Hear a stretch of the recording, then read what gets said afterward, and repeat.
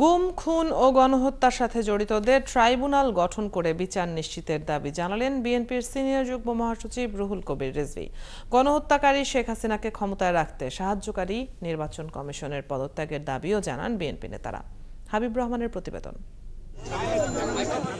ছাত্র জনতার গণ অভ্যুত্থানে শাহবাগে নিহত পরিবারের খোঁজ নিতে যান বিএনপির সিনিয়র যুগ্ম মহাসচিব রুহুল কবির রিজভী। এ সময় তিনি বলেন, শেখ হাসিনা বিচার বিভাগ ধ্বংস করেছেন, ক্ষমতা বাঁচাতে গণহত্যা চালিয়েছেন। ট্রাইব্যুনাল গঠন করে এই গণহত্যায় জড়িতদের বিচার করতে হবে। ন্যায় বিচার না হলে নিহতদের সাথে বেইমানি করা হবে। গুমের পর গুম, ক্রস ফায়ারের পর ক্রস ফায়ার, সর্বশেষ গণহত্যা।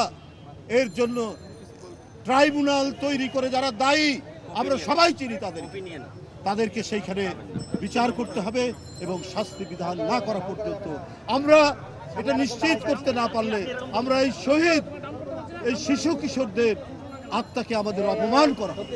দলের পল্টন কার্যালয়ে বন্যার্তদের জন্য ত্রাণ সংগ্রহ অনুষ্ঠানে স্থায়ী কমিটির সদস্য ডাক্তার AZM জাহিদ হোসেনও দ্রুত নির্বাচন কমিশনের পদত্যাগের দাবি জানান। যারা একসময় দিনের ভোট রাতে করেছে, একসময় বিনা ভোটে এমপি ভোট দিয়েছে, এই তিনটা নির্বাচন কমিশন তো আমরা এরকমই দেখেছি। এই নির্বাচন কমিশন আজ অবধি নির্লজ্জের মতো বসে আছে। জনগণের রোষ থেকে বাঁচার জন্য পদত্যাগ করে সরকারকে সুযোগ দেওয়া উচিত নতুন নির্বাচন কমিশনের। আরেক অনুষ্ঠানে স্থায়ী কমিটির সদস্য নজরুল ইসলাম খান বলেন, দেশি বিদেশি ষড়যন্ত্রের মাধ্যমে পোশাক কারখানাগুলোতে অস্থিরতা সৃষ্টির চেষ্টা করা হচ্ছে। কাজে আজকে যে সরকার আছে তার সঙ্গেও আমরা লড়াই করবো। এরপরে ইনশাল্লাহ বিএনপি আসলেও দরকার হলে বিএনপি সরকারের বিরুদ্ধে আন্দোলন করবো, দাবি আদায় হবে। কিন্তু এই মুহূর্তে যে চেষ্টা, এটা দাবি আদায়ের চেষ্টা না, এটা হলো যে বিজয়, এই বিজয়কে নস্যাৎ করার চেষ্টা। এই যে দেশের শান্তি শৃঙ্খলা ফিরে আসতে এটাকে বিঘ্নিত করার চেষ্টা। এটা একটা ষড়যন্ত্র, এটা রাজনৈতিক ষড়যন্ত্র, এটা দেশি বিদেশি ষড়যন্ত্র।